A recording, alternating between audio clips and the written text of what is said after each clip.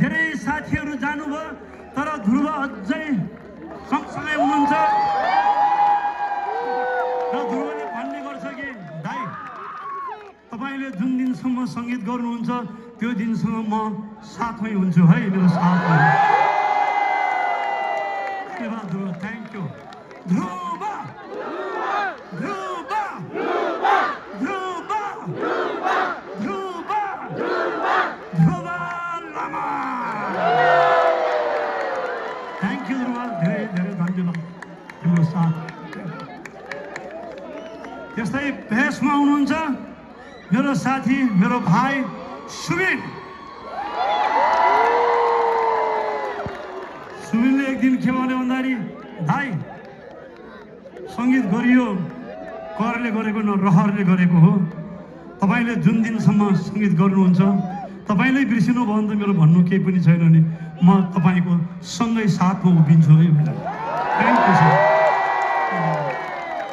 सुबिन सुबिन सुबिन सुबिन सुबिन सक्या। धन्यवाद।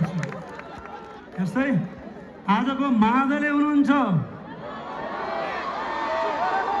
भोजपुरबाट आउनुभएको, अरुण उपत्यकाबाट आउनुभएको,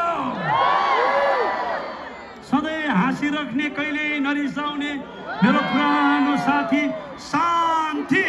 शान्ति शान्ति शान्ति शान्ति शान्ति रायमाझी। धन्यवाद शान्ति। यस्तै आजको किबोर्डिस्ट हुनुहुन्छ हाम्रो साङ्गीतिक समूहको नेपथ्यको कान्छो कलाकार दिनेश। दिनेश दिनेश दिनेश दिनेश दिनेश दिनेश दिनेश दिनेश राज रेग्मी। सुदूरपश्चिम पहिलाको महाकाली अञ्चल होइन, सेती अञ्चल, पहिलाको सेती अञ्चलको बजाङबाट आउनुभएको दिनेश। दिनेश दिनेश दिनेश दिनेश भाइ धन्यवाद। यस्तै आजको गिटारिस्ट हुनुहुन्छ मेरो भाइ, पर्वतको कुस्मामा जन्मेर हुर्केर यो रङ्गशालामा कुदेर खेलेर भैरवमा स्थापित भएको मेरो भाइ निरज। निरज निरज निरज निरज निरज गुरुङ। निरज निरज निरज ए निरज मेरो भाइ निरज गुरुङ।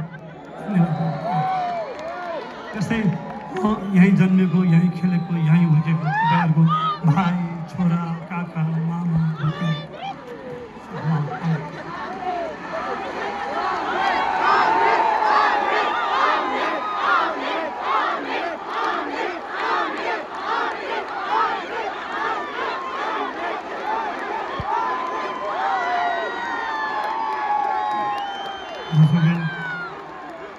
तपाईँहरूको आशीर्वाद, तपाईँहरूको माया, तपाईँहरूको कुशला र सद्भावले नै हामीले यसरी गीत गाउँदै आउनु पाएका छौँ। नेपाली गीत सङ्गीतलाई माया गरिदिनु भएकोमा तपाईँहरूलाई धेरै धेरै धन्यवाद। र मैले भन्दैछु कि यो भर्खरै यो मञ्चमा बसेर विभिन्न जात जाति, विभिन्न भाषामा मान्छेहरूमा गाइरहेछौँ, बजाइरहेछौँ।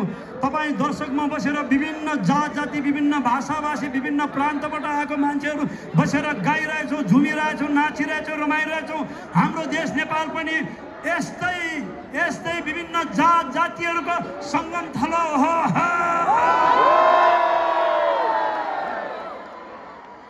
बेला बेलामा हामीलाई यहाँ टुटाउने, बेला बेलामा फुटाउने दुस्साहसहरू गर्छन्, तिनलाई खबरदार गरौँ। हामी हिजो पनि पनि मिलेर बसेका थियौँ, आज पनि मिलेर बसेका छौँ र भोलि पनि मिलेर बस्नेछौँ।